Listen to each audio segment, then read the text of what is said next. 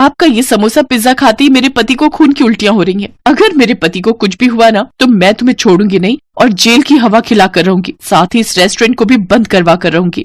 नहीं नहीं, ऐसा मत कीजिए, मैं अभी से यहाँ से निकाल देता हूँ और आपके हस्बैंड को अस्पताल लेकर चलता हूँ, इन्हें कुछ नहीं होगा। नहीं सर, लेकिन मैंने कुछ नहीं किया।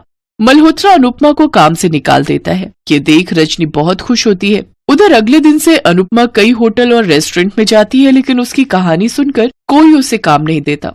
इस शहर में तो मुझे कोई काम ही नहीं दे रहा, साथ ही बचत भी कम ही बची है। अब मैं क्या करूं? मुझे लगता है मुझे अपने गांव चले जाना चाहिए। अनुपमा रिया के साथ अपने गांव आ जाती है। गांव में वो अपने पुराने घर में रहने लगती है। घर में सफाई करते वक्त उसकी नजर घर के पीछे रखे एक ठेले पर जाती है, जो उसके पिता का था, जिसमें वो समोसे बनाकर बेचा करते थे।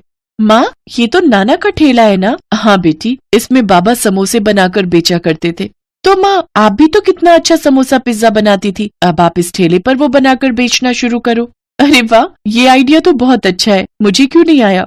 अनुपमा ने नौकरी करके कुछ बचत की थी, जिनसे वो राशन पानी लाती है, साथ ही समोसा पिज्जा बनाने के लिए जरूरी सामान भी लाती है। फिर अगले दिन सुबह जल्दी उठकर समोसे पिज्जा बनाती है और ठेले पर लगाकर उन्हें बेचना शुरू कर देती है। तभी उसके पास उस गांव का मुखिया आता है।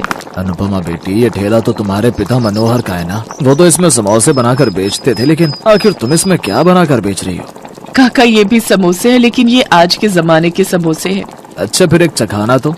अनुपमा उन्हें पिज्जा समोसा देती है। वाह वाह, लाजवाब, क्या स्वाद है। वाह बेटिया, हमने तो कभी सोचा ही नहीं था कि ये इतने अच्छे होंगे। मुझे 2 और दे दो। वैसे कितने का है एक? सिर्फ 20 रुपए का काका। मुखिया को देखकर और भी लोग उसके पास आने लगे। धीरे धीरे अनुपमा सारे गांव में और आस पड़ोस के गांव में भी फेमस हो गई। अब लोग दूर दूर से उसके समोसा पिज्जा खाने आने लगे। अब उसकी खूब अच्छी कमाई होने लगी। रिया को उसने अब वहीं के एक स्कूल में डाल दिया। स्कूल से आने के बाद रिया भी अपनी माँ की मदद करती। उधर मल्होत्रा रजनी को किसी से फोन पर बात करते सुन लेता है। वो उसकी सारी बात अपने फोन में रिकॉर्ड कर लेता है। अच्छा किया जो मैंने उस अनुपमा को यहाँ से निकलवा दिया, जिसे देखो उसी के गुण गाता रहता। वो अनुपमा कितनी बुद्धू निकली। उसके पिज्जा समोसे में दवाई मिलाई मैंने और नाम लगाया उस अनुपमा पर और उसे यहाँ से निकाल कर बाहर किया।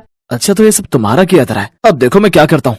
मल्होत्रा वो वीडियो YouTube पर डाल देता है। रातों रात ये बात सोशल मीडिया पर फैल जाती है। रजनी को काम से निकाल दिया जाता है और अब उसे कहीं कोई नौकरी नहीं मिलती। कुछ दिन बाद मल्होत्रा अनुपमा को ढूंढता हुआ उस गांव आ जाता है और उसे अपने साथ रेस्टोरेंट में काम करने की बात कहता है, लेकिन अनुपमा उसे कहती है, नहीं साहब, अब मैं इसी गाँव में रहकर अपना काम ही करूंगी। जो सुकून यहाँ है वो कहीं नहीं। ठीक है अनुपमा, जैसा तुम्हें ठीक लगे, लेकिन मेरे रेस्टोरेंट के दरवाजे हमेशा तुम्हारे लिए खुले रहेंगे। कुछ ही समय बाद अनुपमा और भी ज्यादा तरक्की करने लगी और अब उसने गांव में ही खुद का एक बड़ा रेस्टोरेंट खोल लिया, जहां दूर दूर से उसके पास ग्राहक आने लगे। अब वो दिन दुगनी रात चौगुनी तरक्की करने लगी। उसने अब अपना बड़ा घर बना लिया और अपनी बेटी के साथ खुशी खुशी रहने लगी।